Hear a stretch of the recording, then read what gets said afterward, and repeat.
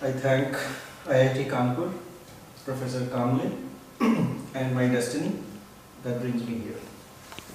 Because I am slightly, as an architect, emotional about architecture, and I fall into these nuances of architecture in a very, very personal way, which I call it a very humanized way, right?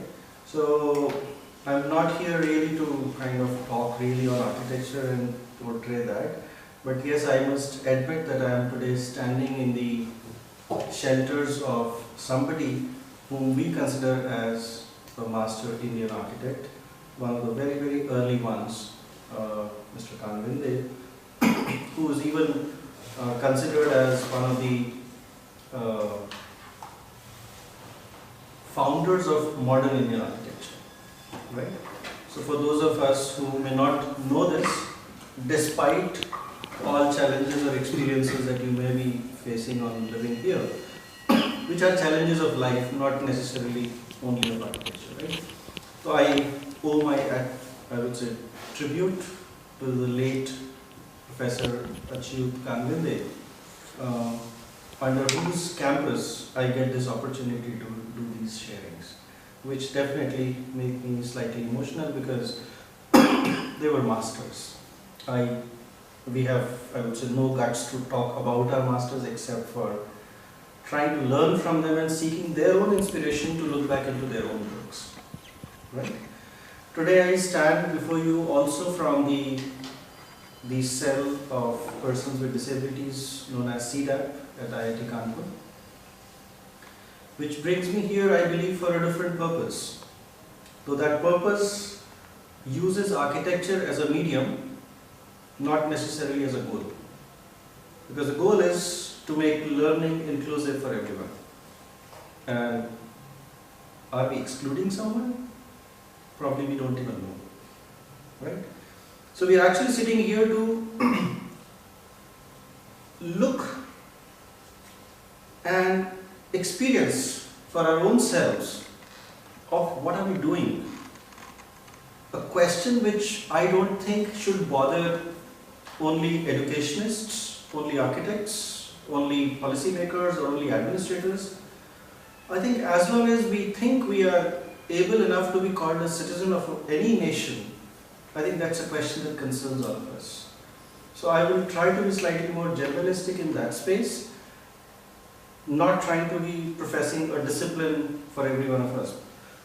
Because I still feel that whoever is now part of this room has an equal power of making the difference. And that question will be asked on some, or maybe the last day of our lives, did we make that contribution when we were consciously aware of it? Right? So I share with you a bit of my journey and understanding through small things which sound simple, but I think simplification happens usually only at the end. So all the great discoveries at the end are all simple. So I'll share some of those simple thoughts and ideas, which therefore now should be easy for us to do that. And let me tell you, each one of us is empowered to make that difference around us.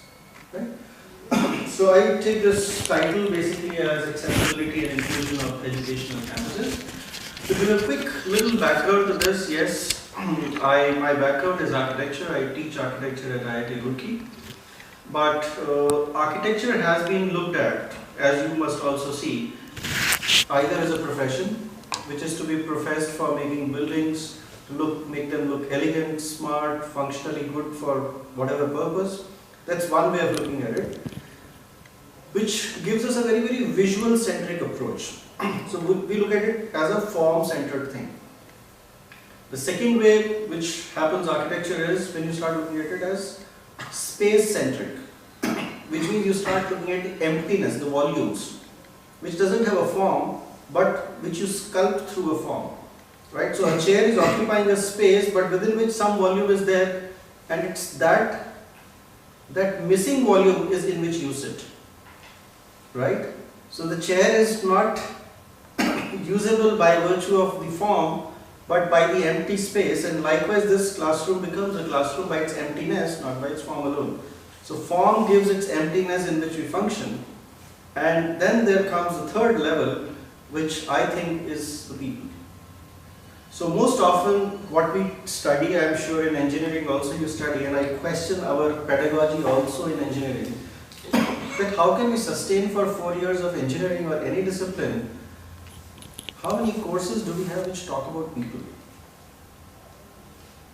A very simple question, right? We study an amazing amount of literature, amazing amount of coding, amazing amount of machines. We were not born for the machines. We were rather born to produce machines which could enable something better. But anyways, machine was not the purpose of life, right? So the whole pursuit of education was about supporting life. We found some machines which could do it, but it did not mean that you dedicate the whole life on machines. So I raise this very relevant pedagogic questions which come very naturally to me, that how come one studies for 4 years and then 2 years advanced courses, etc., etc., and in the entire conversation, while you are working to support some part of life, but you don't study life itself. Even if I study microbes which can cure swine flu, my question is, I must still look at what happens when a person goes through swine flu. Because somewhere we have the human connect. And that's what brings me to this discourse in architecture, that it's meaningless to look at architecture without talking about people as the embodiments of that space and form. So, how I want to ask that, is the direction of artificial intelligence is in the right direction or not? Well, first of all, you're asking the wrong man in that sense. But definitely, see, right and wrong, in my understanding, is never given by an absolute sense. It's always a relative sense, and for that relativity to be part of it, you need to approach another word that's called context. Right? The context of application of artificial intelligence will define its meaning. If I do artificial intelligence to pre-program and only put ads so that I make money out of what your mind psychologically does, I'm using it for one purpose, which anyways is of no benefit to me, to the human society, but it benefits converge to only one person who makes money out of it. Right? It's fine. All our minds have a certain pattern. And if I can study that pattern, the question is, how do I use that pattern? Right? If I study that pattern to navigate transportation system, it's a great usage if it can save fuel and be of environmental intelligence. But the trouble is not about artificial intelligence. The trouble is about the intention of studying anything. Right? So by itself, no discipline is a bad discipline. But the intention of applying the discipline is always what determines the righteousness or the other side of it, and which is why it's very contextual. So if you ask me, is this color grey? Will you agree? Why? Okay, so is this color brown? Somewhere you will agree, right? What if I switch off the lights? You know it's brown, so why is it saying? You know, because you're seeing it in only one light. Or if I change the lighting environment here, the color will also change. Because color is a matter of perception of optics under a certain lighting condition. So what I'm trying to say, just like, is killing bad? Killing on the border is justified. The cause for killing has to be justified. So for self-defense it's never bad, but when it comes for the purpose of pleasure or leisure, of course it's an offense.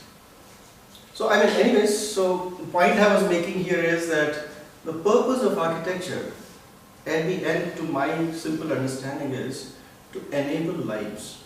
If lives don't happen, I don't think I will enjoy this visual form for too long. Right? I can only then produce, then these would become sculptures. If there are no conversation, and then if you look at it as this campus, what would you expect after 25 years of your Silver Jubilee alumni? Why would you come and walk in these corridors?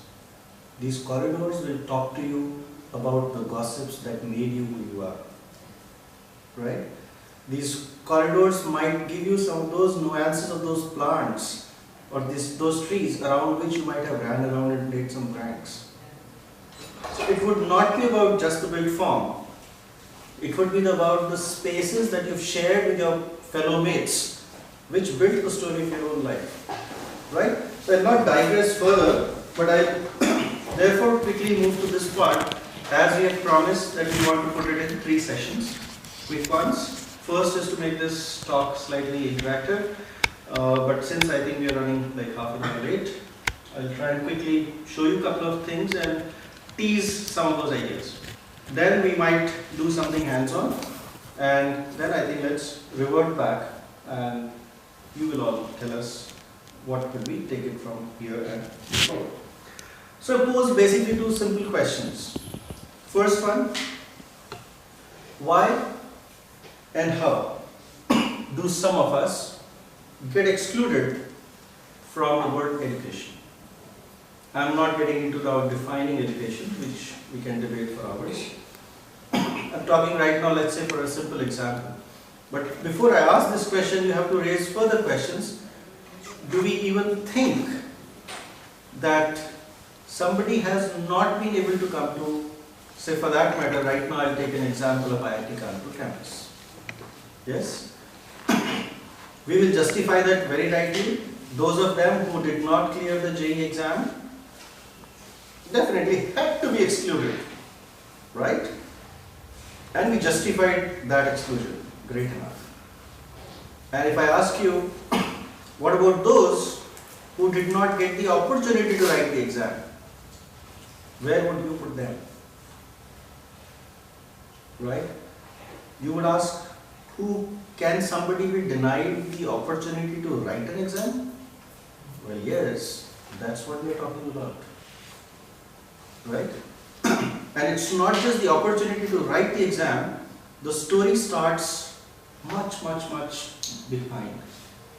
The story starts from the day when I think about I'm going to school. Because only then the dream of writing an exam comes into your mind. But that entire story has not even taken birth. Because one fine day somebody said, oh, you are special. You have to sit in a special seat, and maybe your seat is only at your own home. And then I call you a person with disability. Right? Second question that we pose is, how can we means all of us, play a constructive role towards making that possibility slightly more inclusive? The question is, can any one of us play that role? Oh, neither am I a minister, nor am I an administrator. How can I play a role? Friends, that's the point I'm here for. That even if I leave blank-handed from here, the question would always be, what did I do? And so I'm not even talking about what we do. Let's first concentrate on what can I do. And I can tell you, the least and the most that you can do is be the part of that change. Right? So I pose this further question. What does living on campus mean? We're all part of campus. People take admission to various IITs, let's not talk about IITs as exclusive institutions. At the end, they are all institutions with a mandate of building manpower, which has intellect excellence, or rather raising intellect, so that they become contributors for well-being of the humanity at large. Because we do accept you can cross national barriers and any form of territory, but at the end you will be able to apply this for some betterment of life, either now or in the future. Right? So I feel that therefore life on campus, which is, I'm assuming, an average of 4 years, is not just about learning in the classroom. Right? Otherwise, you could have done coaching from any institution, just take a admission, live on a paying guest outside. Why are you living here? Because you want to experience learning, first of all, learning in multiple ways, of which classroom is just one element. Learning in corridors, learning in cafeteria, learning in flying drones, learning in doing the essays, automotive champion competitions for building certain kind of racing cars. So learning by being together, learning in hostels, learning in every damn possible space, be it on street, be it in the stadium, be it anywhere. So first of all, let's not talk about learning as a restrictive idea in a classroom. Second, we are also here to share. The whole idea of an IIT or an institution is about that I share where I come from, you share where you come from. Learning is not dependent only on one guy which is called teacher. It's also dependent on peers. And I believe we can be very 10 times more powerful if we get good peers. And at least we get diverse set of peers. Third, nobody can deny on this, we are all here to grow. Because we cannot grow reverse, all of us will age. So even a faculty ages standing on the same bench maybe for 30 years and looks for his retirement. And you also grow from one level of maturity to another level of maturity, from a prankster to a superstar and starting a startup. All that growth happens here. And then, you are not here to be a dead guy. You are here to have fun and enjoy. Right? My question is, if this is not happening in all of our lives, then even we are excluded. Right? If I am not being part of a campus life in totality, I am definitely an exclusive person. Right? If I have spent all my years only in laboratory, maybe I am excluded myself from extracurriculars, from other parts of social participation, which will get reflected in my personality, even if it's my choice. But the question is, this perspective start mapping here. Who all become part of your campus? Who all do you think live on your campus? So is it right that suppose a person comes from JE and forcefully maybe sometimes and come to IIT and he finds his passion as different thing, maybe sports or culture. So is it right that he goes in that field, or is it necessary to go for My dear friend, I think you're stuck with the word right and wrong, which does not exist in my vocabulary. Right and wrong sometimes can be a post-evaluative understanding. I mean, if he finds his passion in sports. Sure, I mean, who stops you from doing so? But please don't take me wrong. I mean, then we will get into another debate of then is it okay to fail and flunk and then do sports and all that, and then why shouldn't IIT not give me a degree? I'm not getting into that, but what I'm saying is, even if what you call it as force, I call it a situation, right? And it's okay to accept the situation, which is what I'll come to, right? The point I'm right now making is, a campus is nothing without people around you. And these people, all shades of black, are children, students of different ages of maturity, faculties, staff members, and everyone around that who serves you, right? And if these are not there, your life here is going to be very boring, right? So would you enjoy being on a computer screen for all the time but have no friends around? Difficult to live, right? But I am now talking about, if amongst this black sheep crowd, there was a yellow crowd, right now putting as one, because maybe that number might be small. Now my question is, how do you look at this yellow? In your language, is being yellow in a black sheep crowd right or wrong? Right or wrong? Or is it good or is it not so good? How do you look at this yellow thing?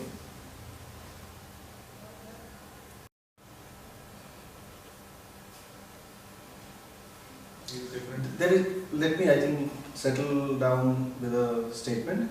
There is no right or wrong answer here. Everything is a discussion, and everything can take us into something else, which is what is the intent, right? So how do you look at the yellow thing? Let's forget about right or wrong. What do you look at in this yellow thing? Does your eye drag you to the yellow point? Yes. Right? You agree? You might not have seen this guy so closely as much your eyes are looking at the yellow thing, right? Now how do you explain this phenomenon? Something was different from all others. Precisely. So the highlighting word is what? Different. Precisely. Right? And that's where our story begins. The story is it bad to be different? Is it wrong to be different? Is a question that we are posing. Right? Because then I'm going to ask you another question. If it was bad to be different, why did you want to be a 10-pointer? You could have been fair enough at 7-pointer, which is where the rest of the black sheep exist. Right? So in one sense, this is where the hypocrisy of our society begins to take birth. All our lives we try and tell our child to be so damn unique and different that my neighbor should start envying. More than the Onida TV, they must envy your success. Right? So I keep showing the idea of being different all through your education, but when I actually see the difference in a different form, I said, no, I did not want this difference.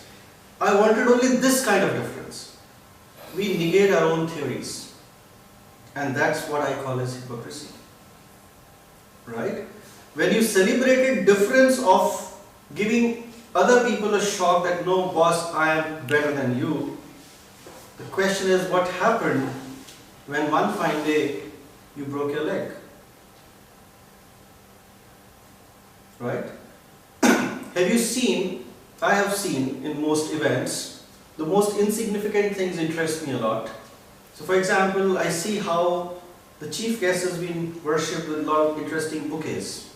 And most often I have seen they are given multi-colored and multi-flowered bouquets. Usually not a single colored bouquet. Right? Why? Because multiple colors give an expression of beauty. Have you ever seen a sunflower talking to a daisy or a daisy talking to a rose?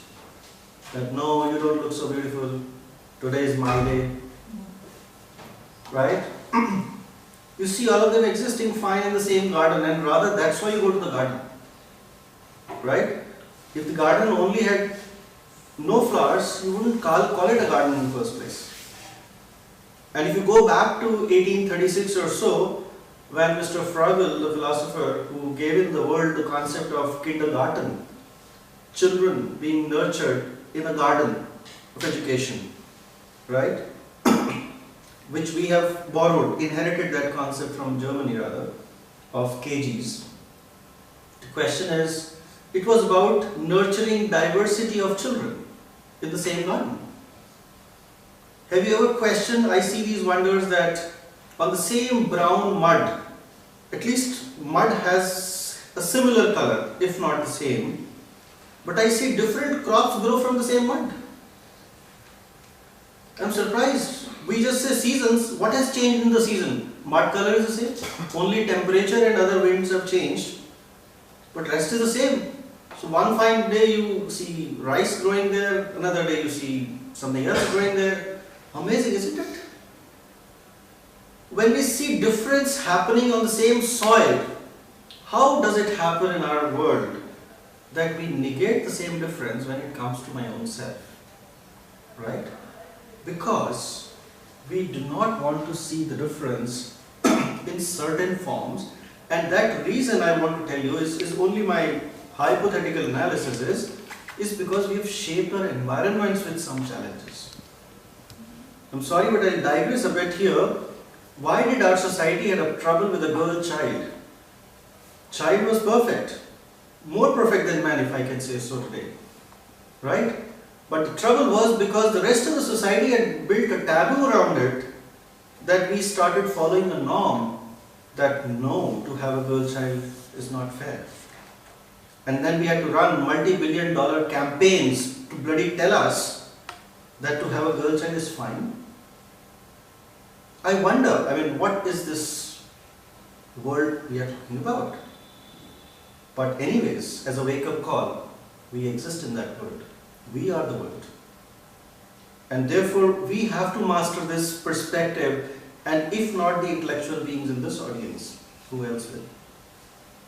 Because I don't think I'm talking to the world of future mere citizens. I think I'm talking to a world of future leaders, future decision makers, and future people, irrespective of their post, position or power, would definitely have enough capacity in their hands, minds and bodies that they can definitely influence, if not more, at least one soul around them. And I would say, that's what I'm looking at. So this question therefore brings me to a point, how do you look at users of a campus? Normally in a common assumption, nobody dissects this further because we assume every user is my types. So whoever has to imagine, everybody puts a benchmark in myself. So who is a user? User must be a common man like me.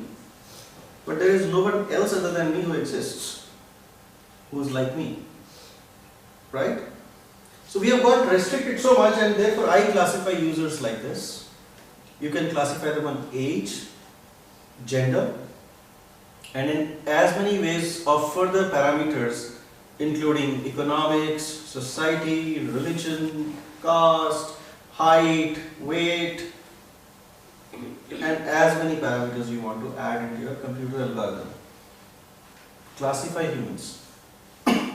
So far we don't even have transgenders.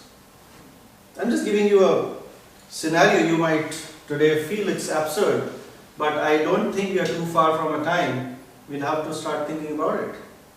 Why should a transgender be meeting us only on the crossroads of a traffic signal? Why not in the parking of a cycle stand? Why not in my classroom?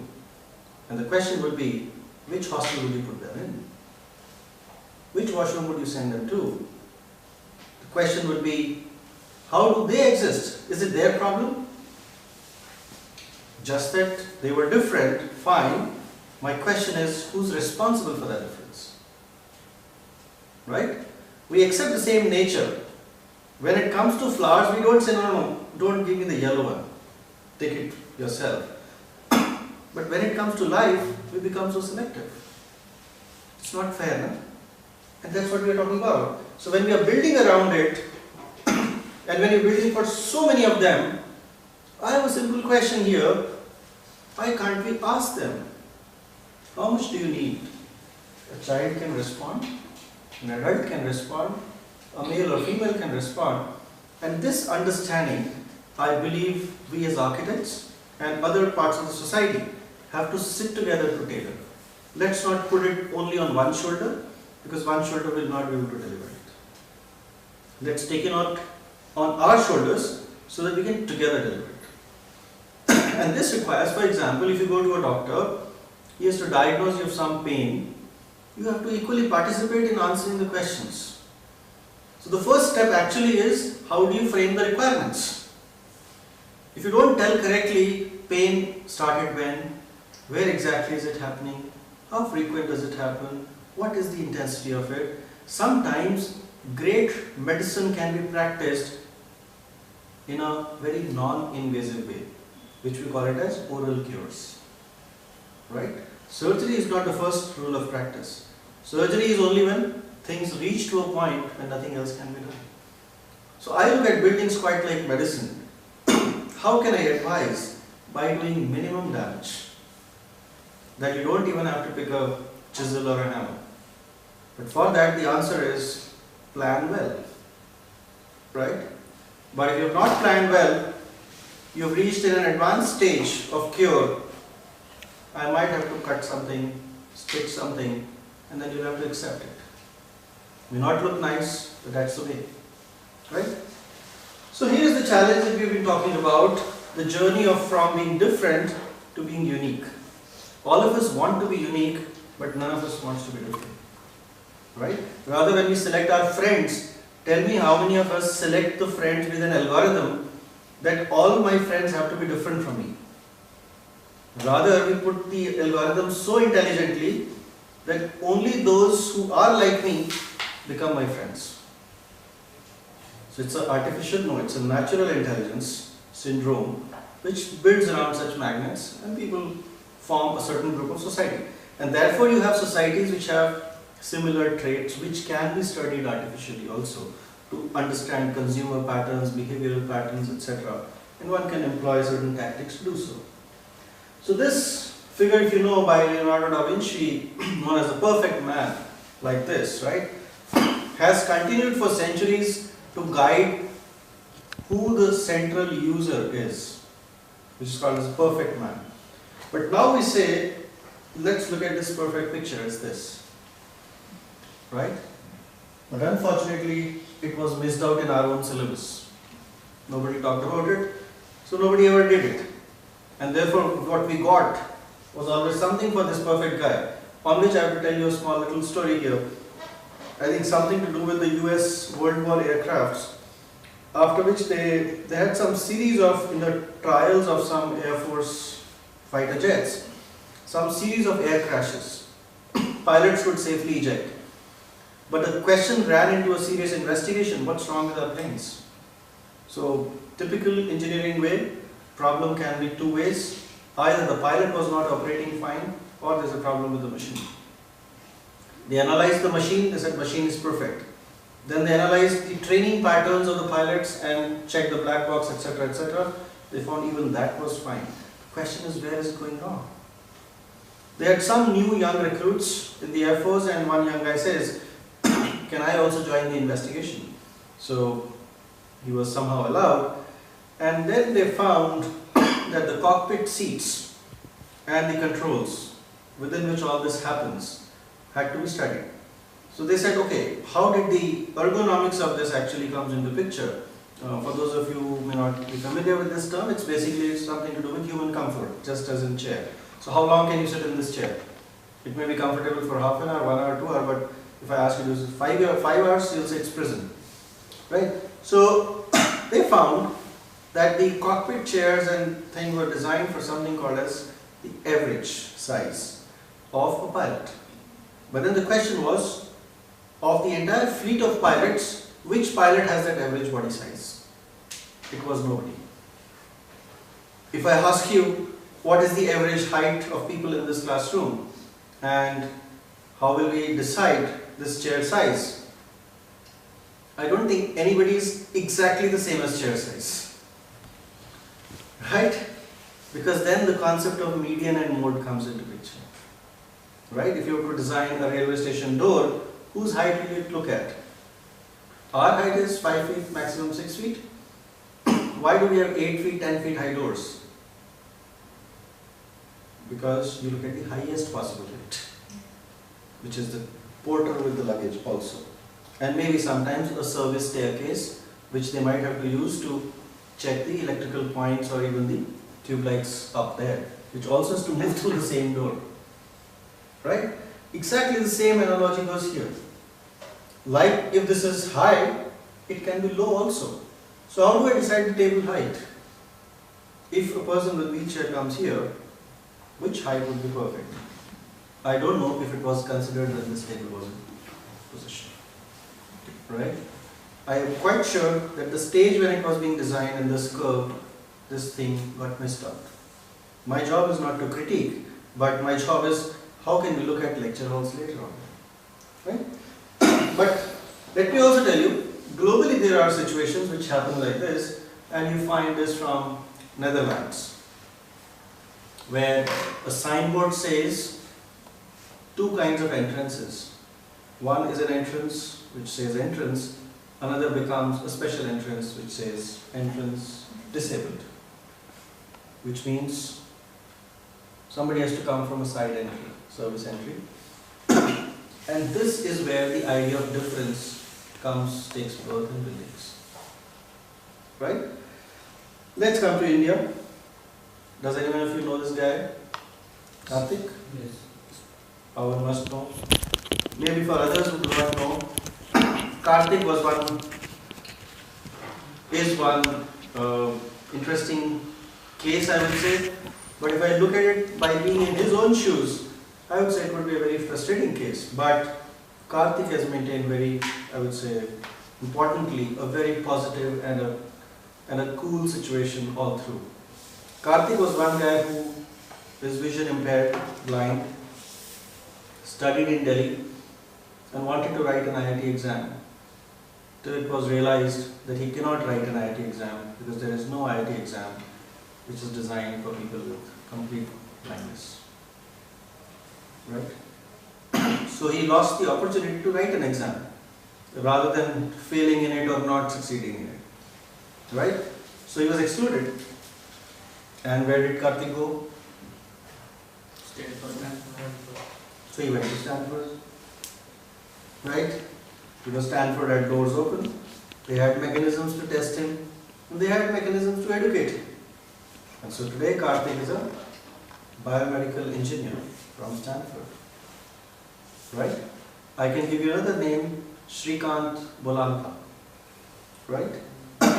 Who had similar story from South. Where did this guy go? MIT. MIT. Bolland. Huh? Bolland. Yes, Bolant. Yeah. Shrikant Bolant. He went to MIT, and if you see his videos, some TED Talks, you will find he's today a successful entrepreneur. And he returned back to India, and he himself says that I had to think about this decision whether to stay back in the US or come back to India. And he says, I chose to come back to India, and some people said, are you mad? You will go back to the same place from where you came, where you lost all opportunities. But rather, he chose a path to lead the world. And he set up an industry of recycling waste and producing packaging industry, and has employed a lot of such people who we are trying to call as different. Right? So can you repeat the name? Shrikant Bolant. It's you type Bolant Industries, you will get that name. Right? B-O-L-L-A-N-T. Don't worry. So the point I'm trying to make here is, friends, that humans exist in these two extremes. One which talks about adaptability, that I adapt. If I am wider, smaller, I adjust and adapt. So that's a capability which is there within my body and sense. I can adapt. If the glass is kept far, I will stretch. How much can I do? So one is that I can't reach, but I am adapting, right? The second is you make table closer. This is fixed, another parameter moves. Something has to move, or make both move slightly. Right? That's what I'm talking about. Because in either case, you need assistance. Needing assistance has always been a norm. Tell me, when did all of us as children, did we walk without our parental assistance? Even if it was surveillance, it was a form of assistance.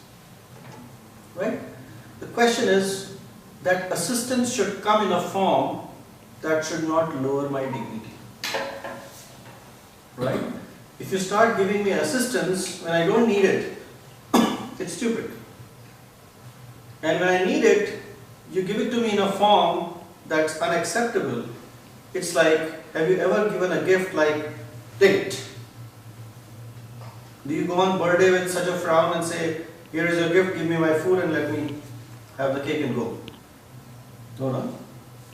But when we are the same people who can be sometimes so great at birthdays and ceremonies, why can't in our routine life we understand this? That assistance is accepting a human norm. Some people get that assistance from their own bodies. Some people expect that assistance to be provided from the external support, which could be the environment, which could be technology, which could be a friend. But that assistance should not be uncalled for. It should be given by their permission. If they say yes, please do it. Otherwise, no point. Because I give this example to you, I had some good fortune to have shared a stage with Deepa Malik, who we know as a hero, right? Padma Shri, Commonwealth Games. But did we know her before Commonwealth Games? The question is why? Because she was then different but not unique. After getting that award and recognition, we look at her in a unique sense. And she raised a very important dialogue on the stage that I shared with her in an event by Accenture in Bangalore. He said that, I wonder that wheel has been a symbol of civilization for societies to move in time. And people call me restricted mobility on a wheelchair. Right? Wheel has been a symbol of movement. How can it be a symbol of restriction? I think I am wondering ever since she had posed this question. That when we are walking, we choose lifts. Right? And when we are on wheelchair, we want to walk. Amazing is our nature. What we don't have is always what we want. Right? We don't climb staircase when we are actually fine. But when we are actually put in this situation, you call them restricted. And we have nothing wrong when we sit on the same wheelchairs operating on a computer. Just that those wheels are smaller. Isn't it? So it's like we have produced definitions of our own convenience. And that's what somebody has to question in an enlightened world. So I find the world of disability exists in two extremes, at least in the space, in the society that we live in. One space is that it's a world of charity. We start looking at it, oh my God. You start feeling pity, oh, very sorry. Right? You may do something or not, but you feel a charitable situation. The second is, you look at this world only when somebody conquers it. Like Karthik did, like Shrikant did, like Deepaji did, like many others. I don't know if you know about the name of Mr. Shams Alam. Have you heard that name? Incidentally, I am not carrying his picture, but I recently met him. Such a humble guy. And who is Mr. Shams Alam? Please Google and find out. He is also like Deepaji, person on wheelchair, but who has broken the world record of open sea swimming. Right? All I'm trying to say is, we are waiting for them to either be heroes or we continue to make them victims of our great charity. Right? Charity is also not for them. It's for me to book my seat in heaven. Right? We are very clear, intelligent people. But the fact is, what do they need? They neither need charity nor they want to be heroes. Let me tell you, I know sometimes in IIT we feel that we want to be heroes. The fact is, to be a hero every day is a very painful job. To be a hero once and twice is fine, but every day what you need is to be human. Which means I am just acknowledged by people around me. I don't want to be highlighted on any table. Otherwise I can't go to bazaars, I can't go to restaurants, I can't go to anything which I want to do at my normal level. Right? Do you meet heroes in the Kanpur streets? No. Maybe they are heroes within their own families. Right? So the question that we are talking therefore about is, about the education that we are talking about is inclusion of certain people whom we have excluded. Will we provide them, and if they become like this, and then we start saying Pawan is a hero. Pawan never wanted to be a hero. Pawan wanted to be in the same seat without being identified. Right? Or nor did he want that, oh, you say, oh Pawan, can I help you? He was capable enough. He needed assistance in the right quantity at the right time in the right place. And to have done that was nobody's business to say charity, and nobody's attempt to put him on a heroic pedestal. It was a right and a responsibility of the society and a collective responsibility to have provided that. Right? And that's something that we have missed out. Right? And therefore I want to bring this picture to you, friends. Most often, just imagine if I had actually come on a wheelchair. After 1 or 2 months, if you would have shared some conversation out of it, There was one guy who came from somewhere and talked something. I'm quite sure you might have forgotten my name. Name is not important, but what you would have definitely remembered is that guy came on wheelchair. Right? Isn't this something that we naturally talk about? So this slide is the first mathematical equation that I'm putting through English, because I'm using one mathematical notation here, that the two sides are not equal. Can anybody tell me why?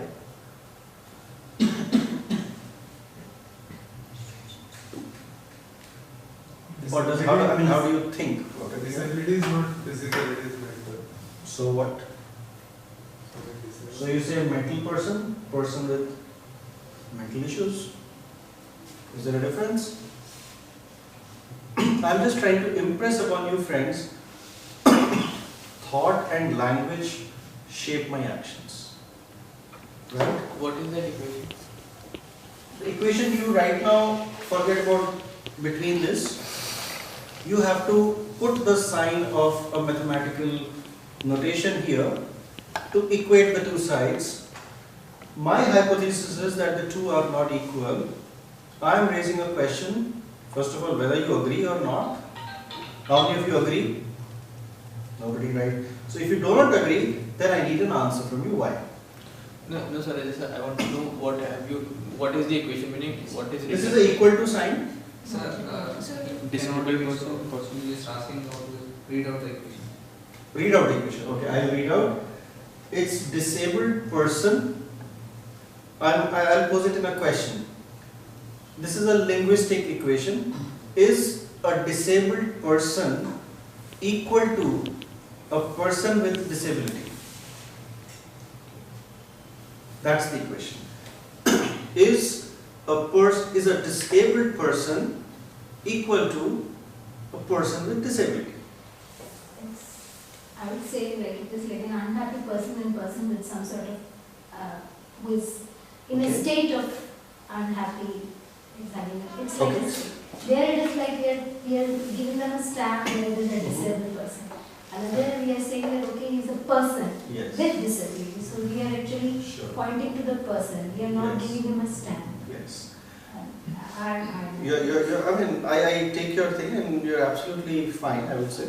I'll just help craft it with some other words, but so that everyone comes on the same event. Anybody would like to have some views from here or anyone else here?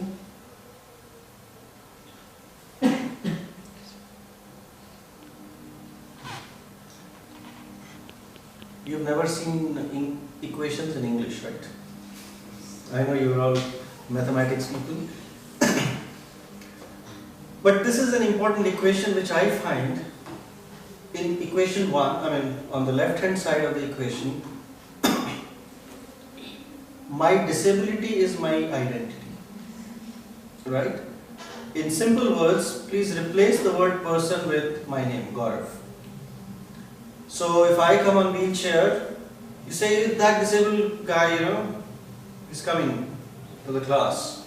So if imagine if I was a faculty here, you say, oh, that disabled guy, oh, his wheelchair is coming, blah, blah, blah. How many of you will say, oh, Gaurav is coming? Silence. It will be so important for us to put the adjective. Gaurav is coming on wheelchair, as if he's coming on rockets. Right? What I'm trying to say here is, friends, that in one case, we forget to look at the person. We look at only his disability. Right? And that's the blunder that we are doing. Right?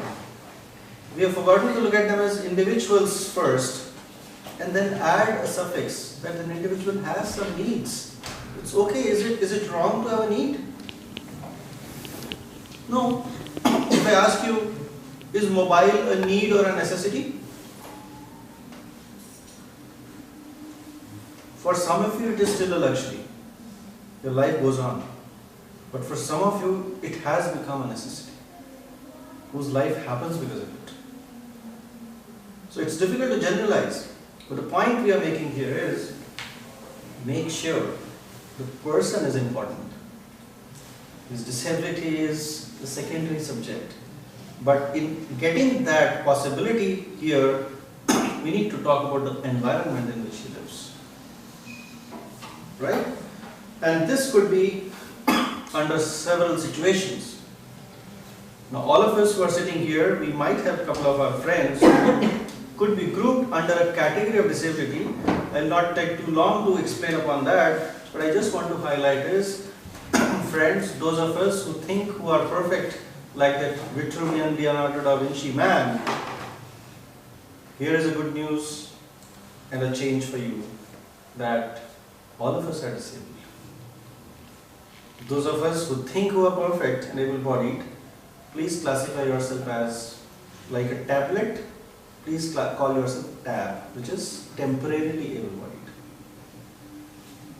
Or are you too sure about the future that you are going to have?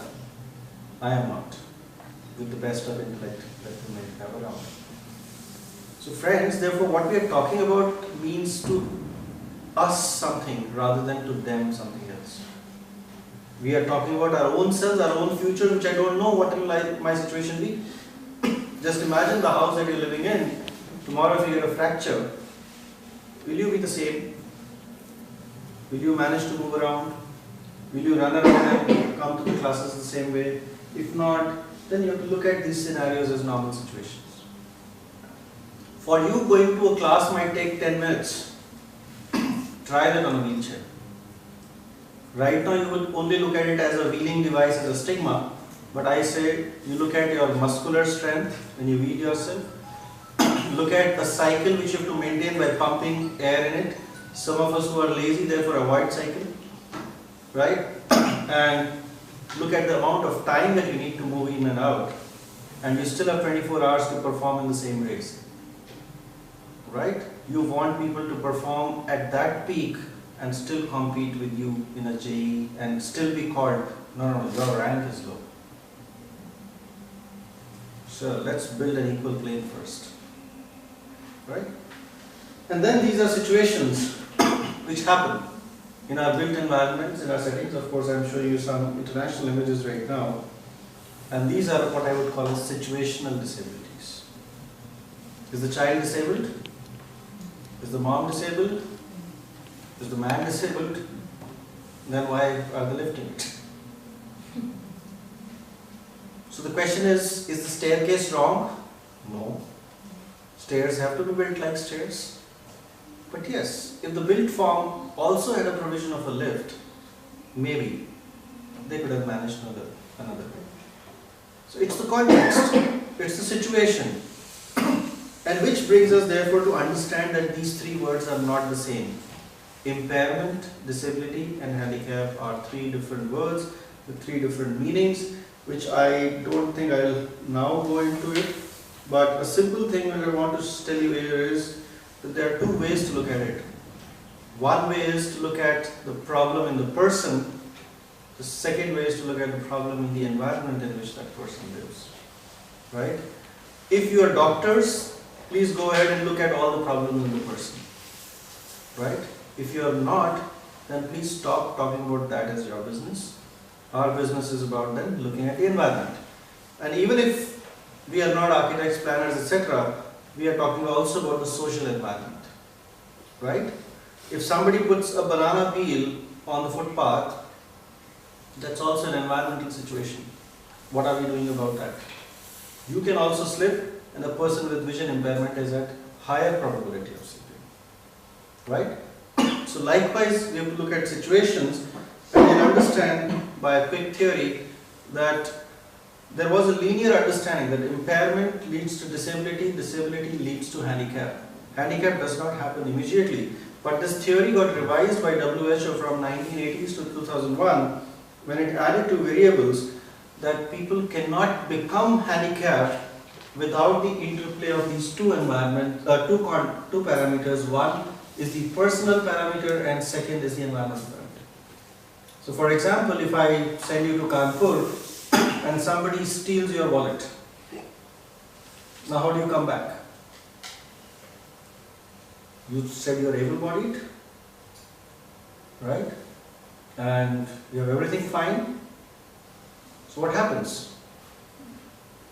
Your situation. So your personal factor means your personal economic status does not allow you to come back now. So there can be situational changes. I believe each one of us experiences blindness at least once when you put soap on your face. Or second time when you have to use the restroom at night. Right? You don't need to go out of the world to experience it. The question is, have you never got hurt by a bed corner? Have you never got hurt by a shelf which projected out? Or have you not ever slipped on a floor with water on it which you did not see? And there is a third disability that today we have, which I don't need to talk about, but I can demonstrate.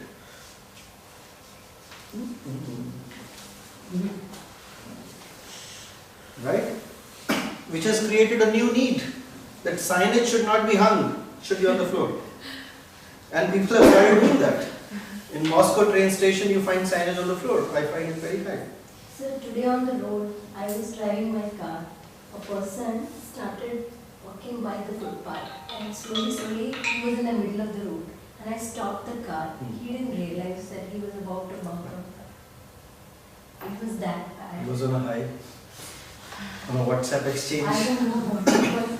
So these are the disabilities which we have yet not defined. But mind you friends, it's as good as being blind. You're not alert to things around you. That's all blindness is all about. I didn't understand why the signage has to be on the floor. Because when your head position is most often going to be towards the floor side, and if you actually see in a country like UK, where they lost one or two very important lives, in the sense some eminent people lost life because of the sense of direction. So what they've started doing is on every corner in UK, in London, on street corner where they have to cross, they say look left, look right is written on the street itself. Because that's the point where you walk with the heads down, and it's a reminder to us, please look left, please look right. In Moscow, when I was there on the train station, it was very difficult for me to find ways, but the floor signage did wonders to me. It said walk, walk, walk. If you go to Delhi Metro, you'll find between the airport metro and the Delhi Metro, of course they don't have any tactile system right now, but on the floor there are footprints, yellow footprints. Does it not work? It works. No, but I was thinking of writing in a normal size that you would put on a signage on the floor. Yes. Visually impaired would not be able to see that distance. No, of course, then you have to add extra senses to it, of course, that we can talk in terms of both technology as well as tactile features. We need to make environment more sensory and sense responsive. So the fact I'm putting here is, friends, while disability can be one parameter, one variable. So if I am, say for example, a person with lower leg amputations or lower limb impairments or with blindness, let me count that as a factor of one disability, right? So here is a situation before you, a person on wheelchair, and there is a curb cut here, or there is a level change. Now, what would you consider this? So if this person has to go through this daily and you have such 10 steps, what happens is his disability was only one, but at 10 steps it has been pronounced. So it's therefore not an additive relationship, it's a multiplied relationship. The point we are trying to make here is, therefore, handicap equals to the number of barriers that you put into the disability. If one acquires some disability which is by a factor of 1, this disability is the same. Inside the house, outside the house, it's everywhere. But it is the number of barriers that you put to that increases the degree of handicap. Right? So if it's like this, I put the bottle here and you need to hold it, you take it further away from me. You start dodging it from me. No, I put it left, I put it right, I put it down. This is what is the cycle of how, which we have to be classified as ADLs, activities of daily living. So first you dress up within your room, then you walk out from your room, then you have to know where to go, you have to come down to that floor, then you have to take navigational turns in those directions, and then you have to walk and reach. right? It will be multiple steps that will be required, and you have to go and check today possibly how many barriers were existing. And if you do that as a mathematical equation, so for one disability, there might be 100 barriers existing. So we have a degree of handicap for that same individual becomes 100, while for you it is 0. Because you have a human adaptability and you can jump over it. So you might have, so if you have any side 0, your handicap becomes 0, isn't it? So if I have no disability, I don't feel the barriers. And that's the problem that we have. The moment you have even 1 here, you will begin to feel that. And which is why we should, I think, now jump to the idea of what is called sensitization. Oh, sorry, simulation. Right? So can we do that with 2 or 3 of you as samples here? So let's take one of you as a volunteer on wheelchair, and let's take one of you on the blindfolds. So we'll go one by one. So is there anyone who's willing to? Should I give some benefit to sir on his excitement of volunteering? Of course, we'll have others also. These things are going to be around. Probably blindfold would not be fair because I No, not for you. No, I on a wheelchair, I can. We can use a wheelchair with you. okay. Can somebody bring the wheelchair here? So what we will do is, can I know your name, sir? Venkatesh. Venkatesh, yes, sorry. I am suffering from loss of memory. Okay, no, so let's do it outside, right?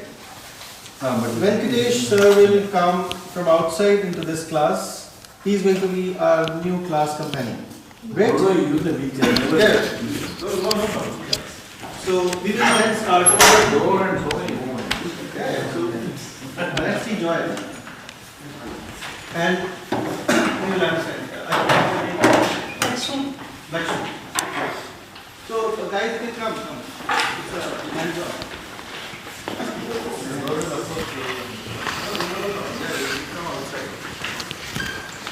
Because it's not about doing something on the moon. Right? Yeah, you can all come.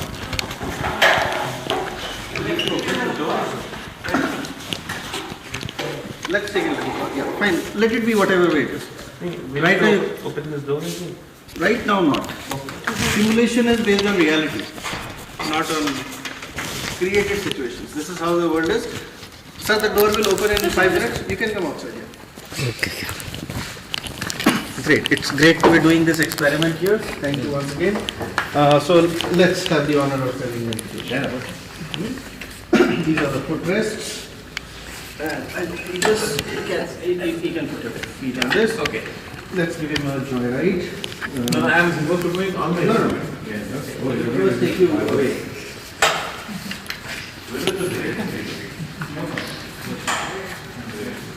So we have an assumption that let's come here first.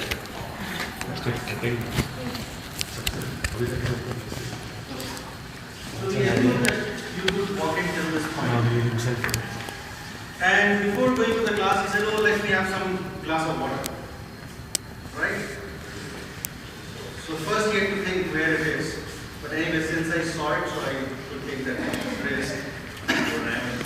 Right? So no problem. So would Venkatesh want to drive himself? Yeah. So there can be 2 situations: a human's assisted wheelchair, and second is a self-propelled situation. So let's do the self-propelling one first. Yeah, you have to go to the rim. Yes. Yes. Don't worry, it will be a healthy muscular exercise. Go there. Have water.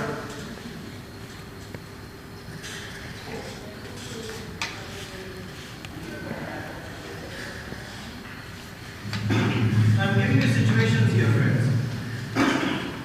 So now just see how Venkatesh should be reported.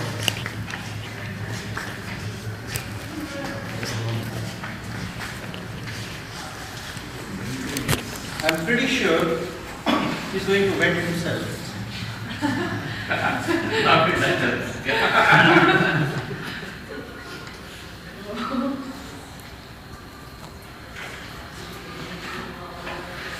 and he's not drinking on the moon. Sure. Yeah, probably I would have carried something. Doesn't matter. But the other challenge was his hands were dirty with the rain. Yeah, I watched them first. Fine. I am giving a scenario. Now I go into the classroom break. Yes. Okay. So when I'm a little dangerous because I don't know exactly what is here. no problem. We are here to safeguard that. And so when Ganesh wants to attend this class at this spot time. This is fun. I should buy one. Yes. It's a slope surface. No problem. That means No problem. At the max, he won't be too far. I can talk with my hand. Great. So he is 2 minutes late for the lecture, but that's fine. The teacher allows till 5 minutes. Let's see how he gets in. Yeah. Oh God, this opens outwards. That's the big Let me just think.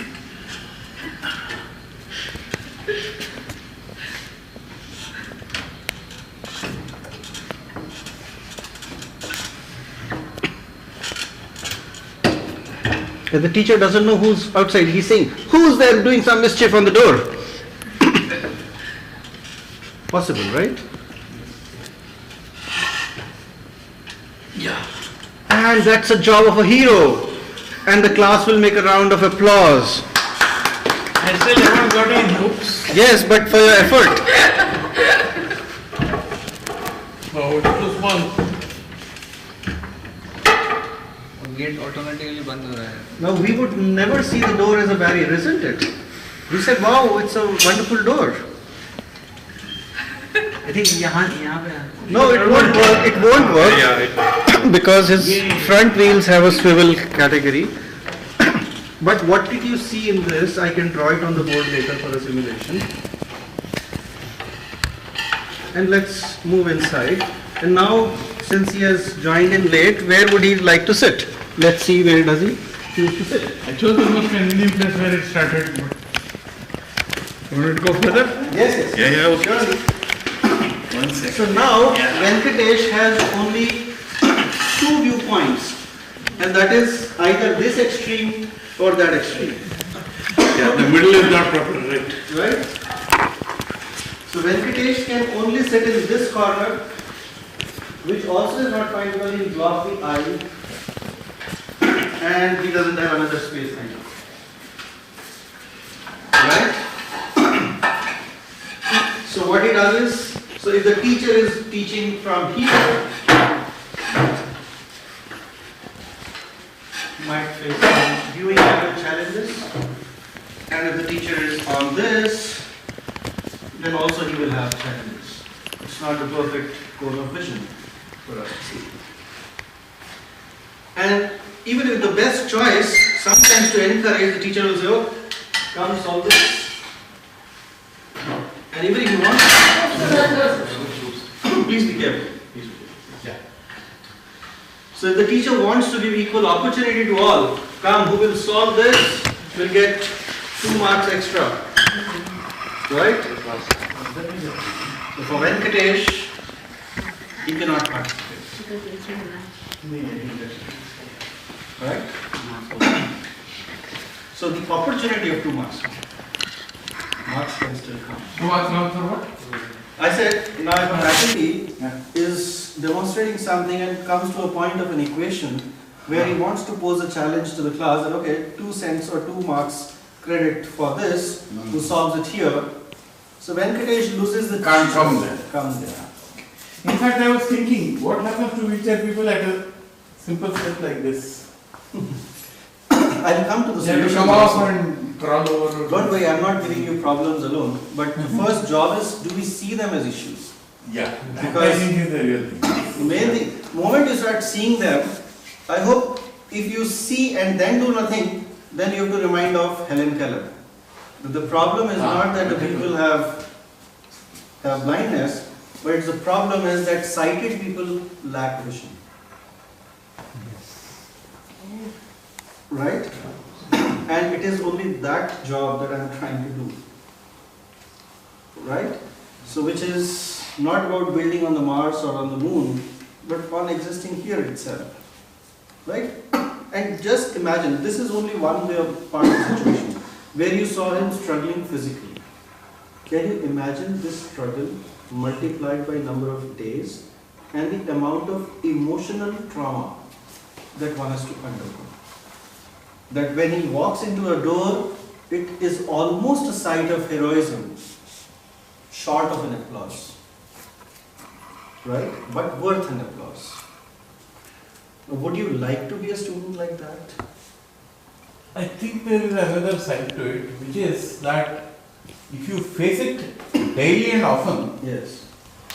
you start finding solutions to it and you become rather smart at doing it. It's not like a beginner who does it the first time. That's true, but I would say Of course, it's still harder than for It's anybody harder. else. There is no doubt about that. See, I'm not saying that, but it will vary. so it's not really a multiplication. That's all. It's not multiplication, but I'm just trying to say you increase your chances of adapting to those situations in a better way. You develop your strength, but still there are points of pain which, fine, it is your beauty that you overcome that.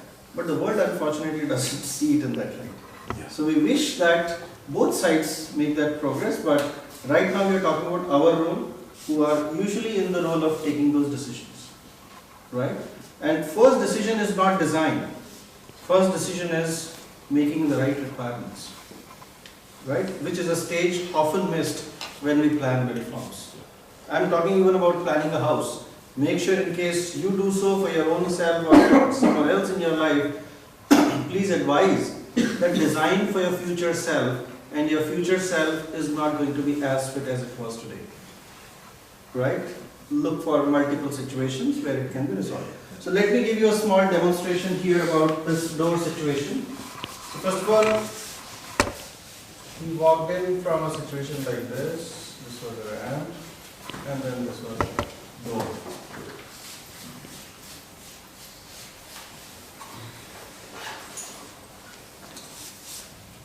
Very nice door. And there was a, if you notice, a door closer here. Right? Do we need to switch on this light? Yeah. Or is it fine?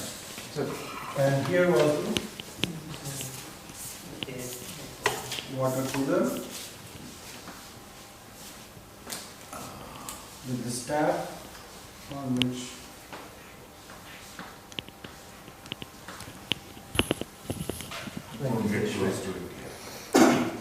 this thing in plan form would look like this.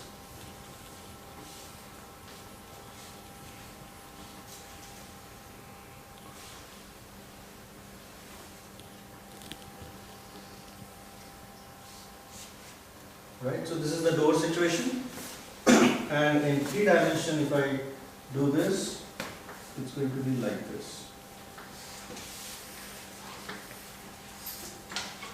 which has a door handle like this. So there is a door closer like this, and the other door is Small. fixed, and this is outside. Wow.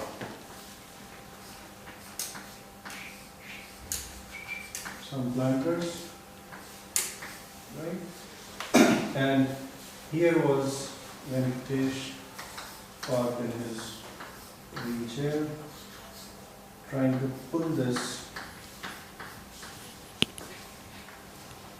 So this is what I would call it as. So this height of the door handle is what determines from his wheelchair height whether his arm position is this or this. I call this its reach, which is defined by that same figure.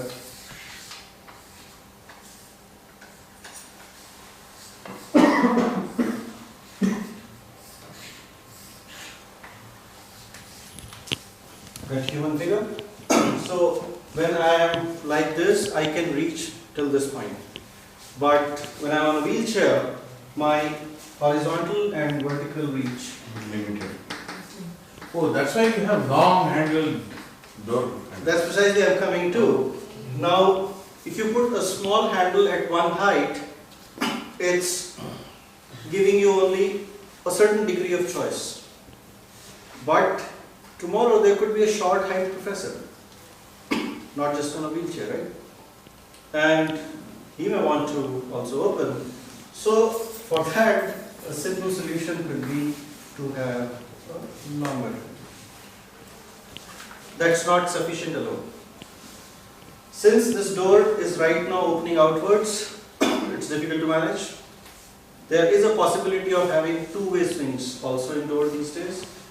And then you can also add a horizontal member to this so that I can push it also. Right? I didn't get that point. Push. Right? The door Or can... for pushing it inwards. Okay. Right now this is outwards because, which is also for a logic, that most students after the class would be in a rush. Entry is peaceful, exit is usually in a mad rush. And then the tendency is to push forward.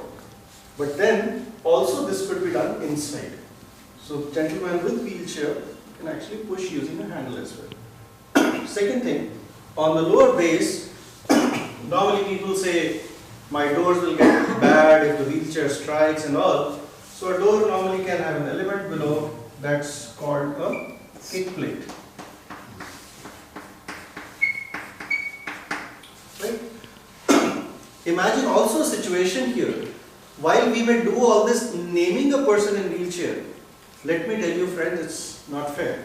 Tomorrow you might have a science project coming in your own hands. It's as good as you are without hands. Right? Then how do you come in? You also push it. So your body push is also fine. But then your hinging mechanism should give you what is called as a principle of least effort. Would you just repeat it? The same thing? What I said is from the kick plate or the total thing? No, from the plate. From the kick plate. So what I suggested was that some people mind that our doors will be made dirty by people on wheelchairs because they have extended footrests.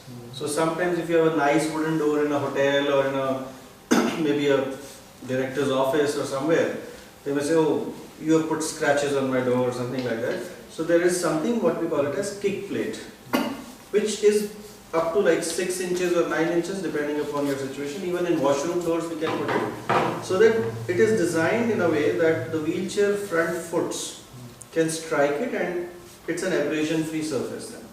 Right? Second thing that I am making here is that making a long handle as well as a stretched horizontal handle, these are very commonly available also these days, are a good possibility of enlarging the choice of users in the same door. Right? So the challenge for us right now in our thought is not one disability. What we are thinking is how can we make the space, building, element, etc. function for a widest possible range of users. Just one point about, if it is not inward opening, Yes. then the smaller door should be equally wide so that you have space to park when you open the door. That's the major problem that I saw just now. Right. So right now if you open this inside, it will also block your aisle movement. These steps, right? The second thing now, for example, these steps, right? Yeah. So these Not accessible. steps, okay, are not accessible. But in order to park a wheelchair, let me do a small plan of this space. So this is like this. Remove a few chairs in the front row, that should be. Yeah, that should do. So it's like this. A theatre style seating, right? So wherein these are chairs. Like that. Yeah. Welcome to. Am I blocking or not? थोड़ा side में हो आगे जाके right side में थोड़ा And I have no problem Right back there. sitting later also with you to illustrate whatever I'm doing here. So these are the chairs. Suppose this is the stage. Solution to this could have been remove these two chairs. Right chairs. But right now, since it's a fixed furniture of 3, module of 3, So this is the first row, no? yeah, this is the first row. Yeah. This is the stage, this is the first row. Then you have same patterns repeated here. So what will happen is this space will remain vacant always. So whenever a person, but by that what you have done is you have created two spaces which will not look problematic also, but a person with wheelchair or with any other special need can be actually parking himself or herself here. Let me give you further scenarios. Now let's take, for example, you have the earplugs. Yeah. Or even if you don't have, I can do a simulation. No, right away. we have. You won't, you might not need it also.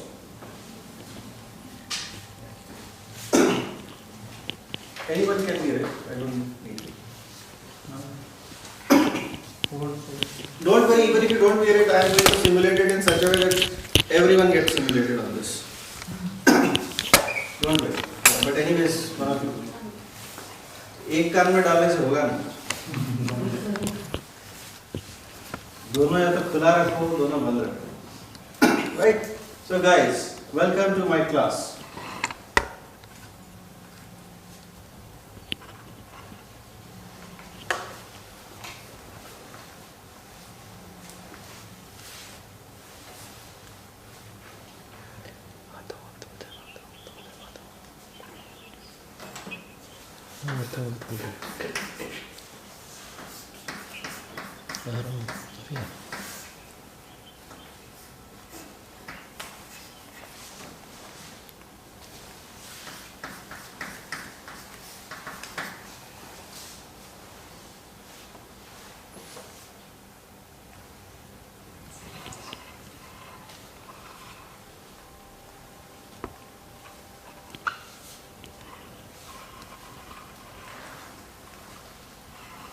Did you get it? My lecture was over. But since I cannot simulate complete deafness, I am trying to expose to you this is the world of deafness. And he has to pass the same IIT exam. You could have a simple PPT which is good enough. So there was a world when even PPTs did not exist, and even now there are institutions where PPT infrastructure doesn't exist. And second is, PPT is no answer to learning. PPT is one aid. Also if it is used well. Sometimes PPTs have created another trouble. People who have to finish a lecture fast can press 50 slides in, it's like frames per second. So today's professor's speed is 24 frames per second or 10 frames per second, right? So when the syllabus left is more and classes left are less, my speed increases and my PPT is over. Normally also you don't say what is there in the PPT alone. I mean, there is no point if you did that. Of course. Then you would say read And it. especially if I show you an image, what will be the description to that image? But there are answers to these questions. Yes, the teacher has to be sensitized. There could be children, if not deaf, could be people who are hearing less. Right? Because hearing has levels. Deafness also has several levels. There is severity of it, moderation and profound, depending upon the loss. And anyways, they have residual noise happening in their ears. And then there are further cases that somebody who became deaf at a very, very early age, and there are cases, I know of a wonderful orator who is deaf, because she became deaf at a later age. Right? So there can always be within disability situations that are acquired after an accident, and there are situations which happen by birth which you call it as congenital. Right? So the two are also very different things. It takes time for you to accept that situation. Right? And all I'm trying to give you is, this is the world that we live in. Let's take now the example of vision impairment. So I have to request you, your good name? Shivam. Shivam, I will borrow your stick. Yes. And ask someone else to be in the shoes that you go through. Would you mind sitting here to watch the scenario now? Please. Yeah. There is a chair here. Chair is here. You come forward. Yeah. Yeah. So who would volunteer?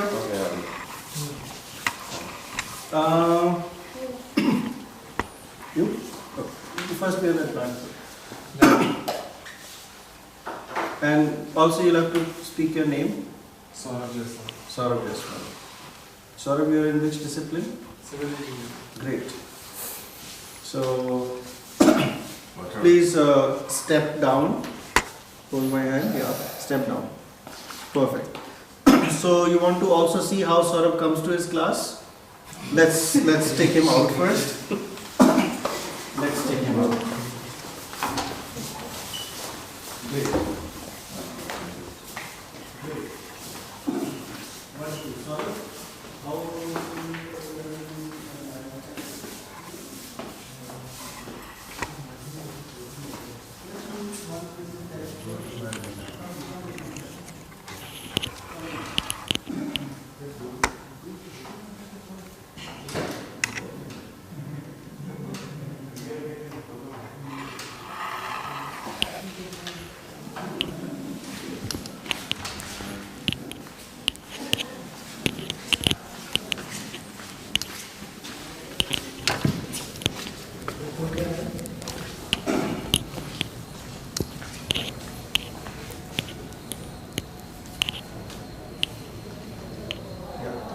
move around. Hold my hand. Take a few steps here.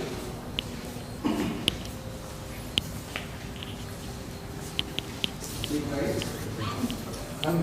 And now take further right. Then let's here. So here is Shivam's starting point to navigate himself to L8. Guys, now I have put Shivam at a point and he has to come to L8. Sorry, right? Yes, Saurabh, here is your stake. White cane, this one. You have to reach L8 and nobody will make any sound.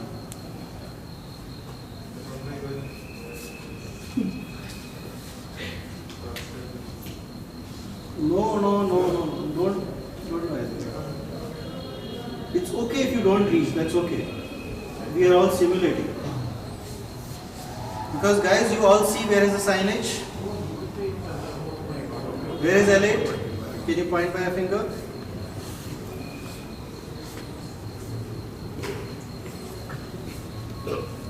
Saurabh, take the first step, beta. In the right direction. No problem. He asked right and wrong.